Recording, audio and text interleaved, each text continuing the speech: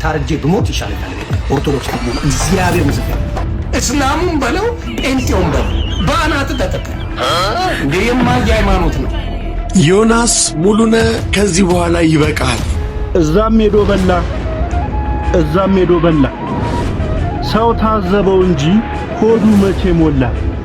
መመለስ የምትፈልግ ከሆነ አቡነ ማትያስን ቅዱስ አባታችን አቡነ ተክለ ሃይማኖትን ይቅርታ መጠየቅ አለብህ። ፈጣሪን ለማግኘት እንደ ግላዳኙ ሆዱን ተቀብሎ ቢጠመቅ ቢጸበል ሸአዳ ቢይዝም መዳን ስላልቻለ ሪፈር ጽፈናል ወደ ፍቅር ሲይዝ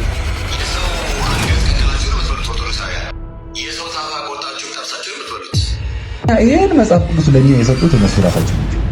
ወቁ በእጅ ያለው መጽሐፍ ቅዱስ ኦርቶዶክስ ቤተክርስቲያን ይሰጣል። በምን አፍ ነው እነሱ የምታወራው?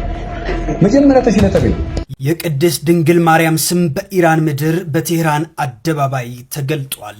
በእስልምና እምነት ተከታዮች በምትመራው ኢራን በዋና ከተማዋ ቴህራን አንድ ለዓለም ትልቅ ትምህርት የሰጠ ክስተት ተከስቷል። በቴህራን ምድር ውስጥ በሚገኘው በታዋቂው የባቡር መስመር 6 ላይ አዲሱ የሜትሮ ጣቢያ በታላቅ ክብር የቅድስት ድንግል ማርያም ሜትሮ ጣቢያ ተብሎ ተሰይሟል። ይህ ስያሜ ዝም ብሎ ስያሜ ብቻ አይደለም።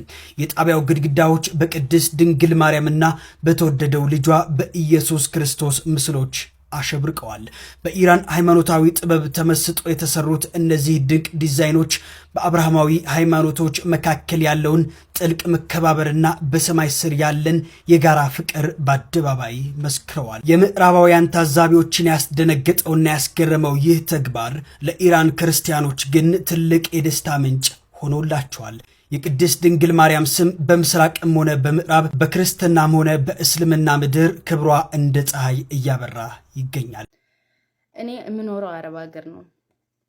እኔ ኢትዮጵያ ያለሁም ሕክምና አልወድምና ሕክምና መርፌ በጣም ስለምፈራ ሕክምና አልሄድምና ኢትዮጵያም ያለው በቃ ኪዳነ ምሕረት ጸበል እዛ ሰፈራችን ምናምን አለና እዛ ጸበል ነው የሚሄደው ብዙ ጊዜ እና ጸበል ነው ብዙ ጊዜ የምወደውና ሕክምና አልሄድም። ምንም በቃ ቁስልም ራሱ ታመመ ሕክምና አልሄድም። ሕክምና የሚያስከድ ራሱ በሽታ ቢሆን ራሱ ማለት ነው።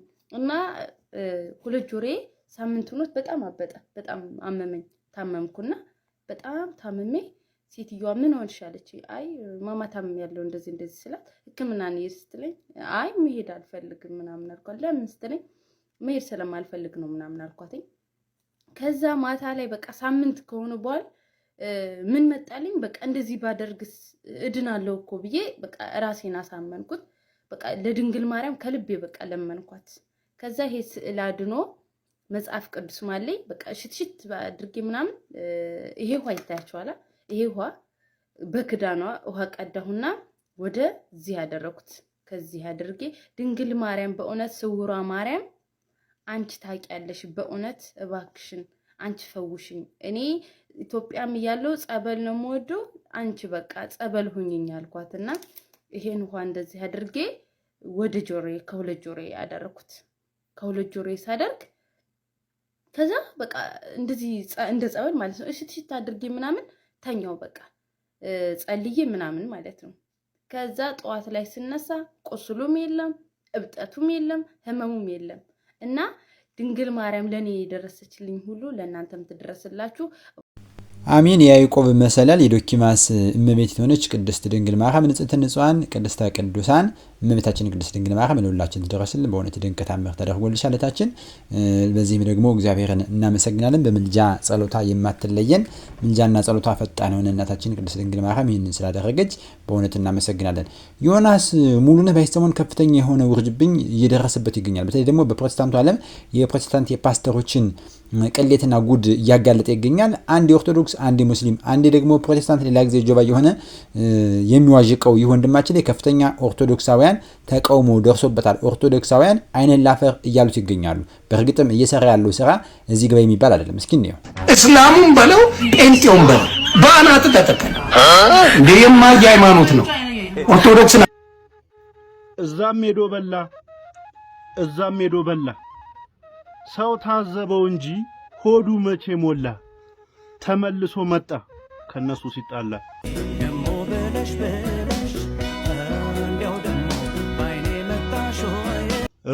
ርቦት ነው እንዳታምኑት።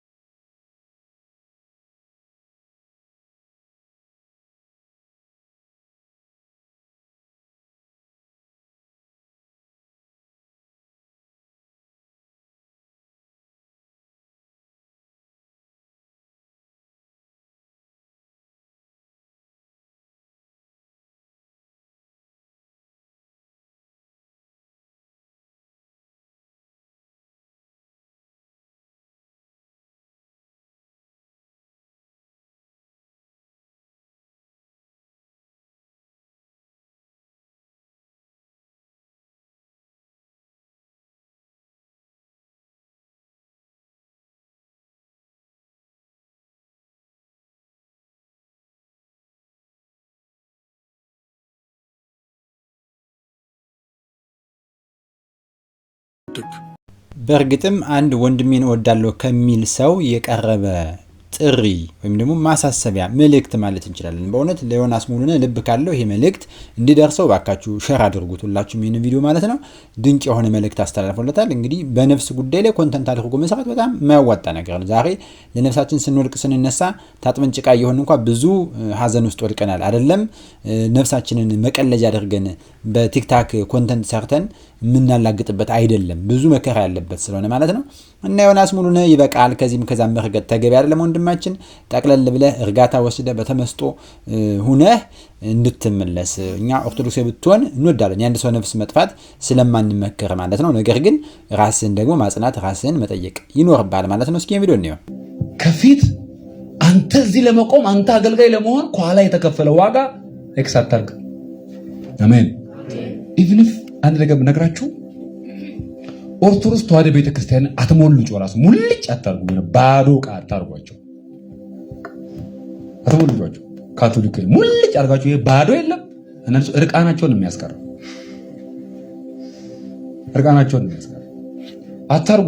ለምን በ450 ዓመተ ምህረት በአክሱም ጽዮን በኩል እውነተኛ ወንጌል ባይመጣ ኖሮ እኛ የለንም።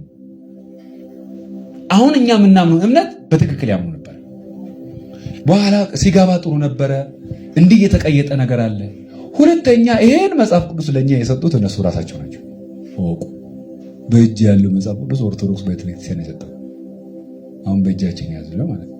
ይሄን ያሳተመው 1994 54 ያሳተመው ቀዳማዊ ኃይለ ሥላሴ ነው። ምንም እስካሁን አልተስተካከለም፣ በእጃችን ያለው ማለት ነው። ስለዚህ ይሄን ዋጋ አልታሳጣ ኦርቶዶክሳዊት የኢትዮጵያ ቤተክርስቲያን እንግዲህ ዛሬ ክርስትና ስም ለሚጠሩ ክርስቲያንን ለሚሉ ሃይማኖት ሁሉ መሰረት ነች። መጽሐፍ ቅዱስን የሰጠች ወንጌልን ክርስትናን ያቀበለች ነች ማለት ነው። እንግዲህ ፓስተር በዚህ መልኩ ተናግሯል ማለት ነው። ነገር ግን በ425 ዓመተ ምህረት አይደለም ክርስትና ወደ ኢትዮጵያ የገባው በ34 ዓመተ ምህረት መሆኑን መገንዘብ መቻል ያስፈልጋል ማለት ነው። ይሄም እንግዲህ በኢትዮጵያዊ ጃንደረባ ባኮስ አማካኝነት ክርስትናን የተቀበለ መሆኑን መገንዘብ ያስፈልጋል እንጂ ዓመተ ምህረቱ ትክክል አይደለም። የተናገርከው ነገር ግን በእርግጥም ክብር የሚገባት ቤተክርስቲያን ነችና ይህችን ቤተክርስቲያን ማክበር የተገባ ነው። እኛ ሌሎችን እናከብራለን። በተለይ ዮናስ ሙሉነ ይሄን መልእክት ላንተ ድረስ እስቲ እንቀጥል። ደግሞ ይሄን ነው ኪቦርድና ኪነቶ ብንከለከል ብዙዎቻችን ቸርች አልመጣም። አልሰማችሁ? ከወንጌል አማኝ ይሄ ኪቦርድና ኪነቶ ወይ መውደድ ብትከለከል አብዛኛው ሰው ወንጌል አማኝ አይሆንም፣ ይቀራል። ስለዚህ ደንዝዘን ነው ምን ዘሎ ማለት ነው፣ በመንፈስ ተሞልተን ሳይሆን።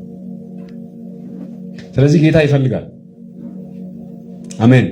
እውነተኛ ታድሶ የሚያስፈልግ ከሆነ እውነተኛ ቅድስና ያስፈልጋል። ለምን? እግዚአብሔር ምንድነው ይላል? ቅዱስ ነው። እሱን እግዚአብሔር ቅዱስ ስለሆነ አምልኮም ስግደትን የሚቀበል በምንድነው? አንደኛ በቅድስና፣ ሁለተኛ በመንፈስ፣ ሶስተኛ በእውነት።